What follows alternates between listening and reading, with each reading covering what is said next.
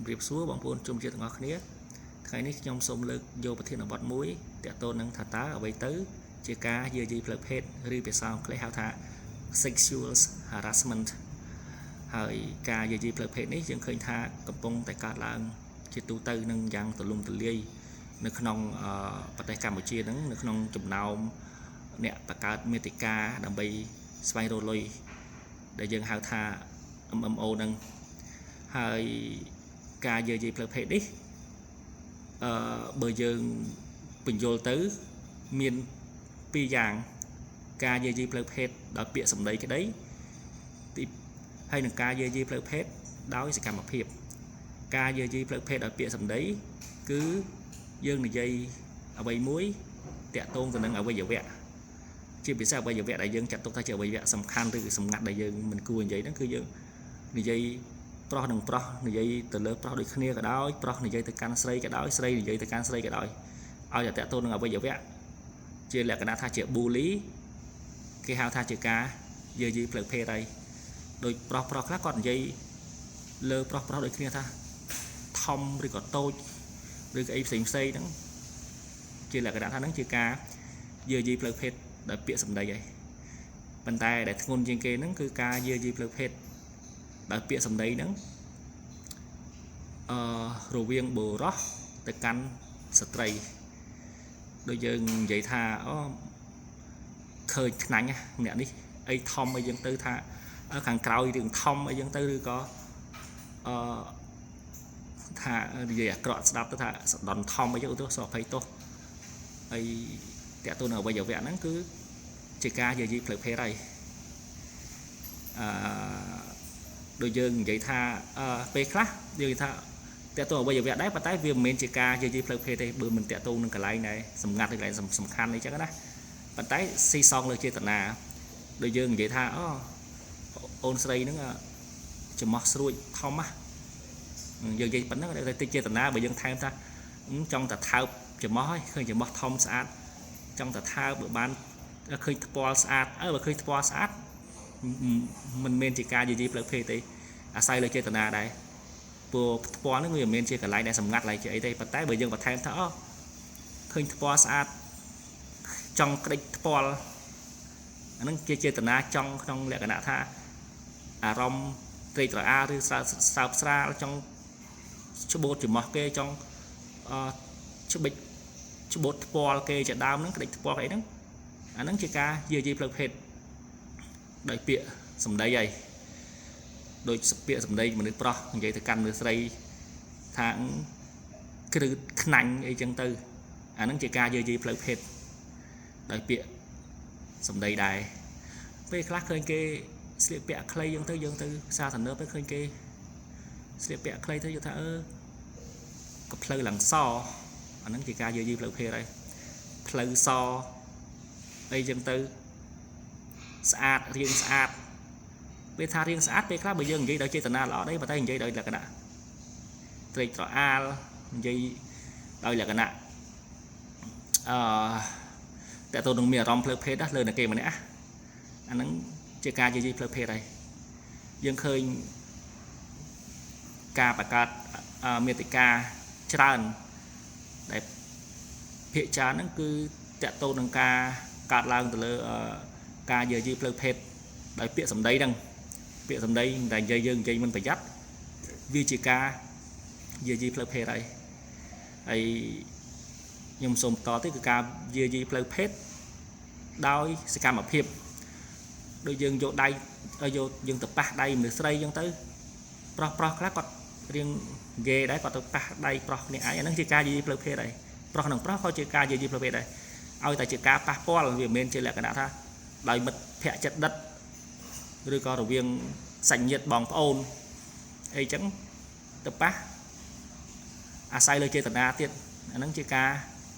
យាយីផ្លូវភេទហើយនិយាយរួមមកតាក់ទងនឹងការប៉ះពាល់ដោយអារម្មណ៍ស្រាបស្រាលដោយ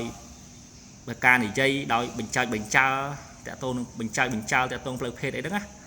អាហ្នឹងជាការយាយីផ្លូវភេទហើយអញ្ចឹងដោយសកម្មភាពក្តីដោយពាក្យសម្ដីក្តីគឺជាការយាយីផ្លូវភេទ chẳng đôi dân khơi ca thọt video rồi bỏ influencer mà chẳng muốn khơi quạt thọt sọc sai xa thần nạ cam ở phiệp ngài đây ngài trơn ngài non anh nó cam ở phiệp nắng vì chỉ ca dây plug phe này chỉ ca dây plug phe này hay mình tâm tại dây plug phe đòi cai bị cá để biết sầm đầy tiệt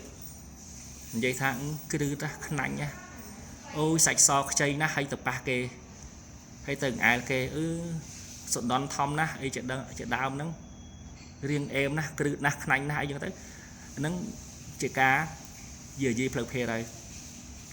hay bờ sân bờ cam ở phía tây nâng vô một sập sai chia xa thiền nạ tiết nâng căn là thôn ngô tiết pro passport ở với chấm miền mình là đo sòng cùng chưa bị xét đo không mình chỉ nói cào nắng đây chưa cùng ru mình là nâng vô ca gì flip hết nâng màu sập sai chia xa thiền nạ ca sai cả aiอย่างtư hay nhung sụp bị chẹt lăng vinh mấy nhung dây tháp pi ca gì flip hết nâng miền tháp pi gì nhung dây pi vào tay ai của bay chợ bay xong dây chợ bay mà ca dây plug hết đói bịa sầm đầy nó dày mỗi tiết ca dây plug hết đói tôn là hay cò đói ngạt nghiêm á chỉ ca dây plug hết đấy u ho trong mặt tóc nó miền mình nè anh vậy ta mình nè lúc đỏ thom á mình nè lúc sạch cháy nhanh nãy nhá khơi hay đọc pe nẹp xanh coi tóc nắng nè đại châu room sao sờ bài cả ai rư có pin chất nào vậy để cái giấy nó nè nó có dưa gì plug hết đây bàn đáy vô dưa gì plug hết đòi mình men bịa sầm đấy gì hay còn đòi men cam phiêu đây bàn đáy đòi tôn là hay cò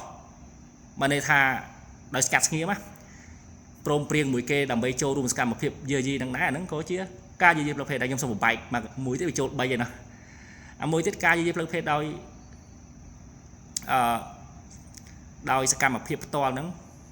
tập bạc đây kê phải mình là khác khâu cho pro khác đào chụp xa thành nớp sải từ step kê step ấy tới chỗ hàng chỗ đến step kê passport đây kê pe khác clean passport tầng bị đây service là đòi mình ca prom prieng như thế nắng chơi ca gì plug hết đây đôi cả này mấy này miền ca tu video bực cô để biết là thịt bol mà nè cònประกาศ video និយាយពាក្យអាភាសហើយនិយាយពាក្យជាការយាយីផ្លូវភេទទៅលើស្ត្រីថាដូចថាសណាស់ស្អាតណាស់ខ្នាញ់ណាស់អីចឹងទៅគ្រឹតណាស់អីចឹងទៅឬក៏បើប៉ះពាល់ផ្លូវភេទថាស្អីធំស្អីតូចអីចឹងទៅនិយាយទាំងការស្រាបស្រាលហើយយកមកផ្សព្វផ្សាយអាហ្នឹងជាការយាយីផ្លូវភេទទេបើសិនបើមានស្ថាប័នណាប្តឹងថាជាការយាយីផ្លូវភេទពួកការថតហ្នឹងថតទោះបីសម្ដែងcái đây ប៉ុន្តែថតបង្ហាញជាសាធារណៈផ្សព្វផ្សាយសាធារណៈឲ្យមានមនុស្សរាប់លានអ្នកដែលមើលដោយសារតែគាត់ក៏ជាបុគ្គលល្បីមានអ្នក follow ដល់ 3.5 លានអ្នកអញ្ចឹងទៅទង្វើបែបហ្នឹងការនិយាយភាសាស្រាបស្រាលភាសាសិចភាសាអីចឹងទៅភាសាគ្រឹតខ្នាញ់អីចឹងទៅហើយយកដៃទៅស្ទាបអែលអាហ្នឹងជាការយាយីផ្លូវភេទហើយប៉ុន្តែខ្ញុំអត់សូមអនិយាយស៊ីជម្រៅតាក់ទងច្បាប់ទេតាក់ទងគាត់ជាប់ទោសពីបទយាយីផ្លូវភេទឬយ៉ាងណាអាស្រ័យលើថាតើមានពាក្យបណ្ដឹងអត់បុគ្គលសម័យខ្លួនបើអត់មានសម័យខ្លួនឬក៏មាននីតិបុគ្គលណាមួយនីតិបុគ្គលគឺស្ថាប័នដែលលើកកម្ពស់ទៅលើស្ត្រីដូចជាអង្គការសង្គមស៊ីវិលដែលលើកកម្ពស់ទៅលើសិទ្ធិស្ត្រីអីទៅក្រសួងកិច្ចការនារីឬក្រសួងសង្គមគិច្ចជាដើមអីហ្នឹងគឺជានីតិបុគ្គលហើយគឺអាចសិក្សាទៅលើអង្គហេតុអាច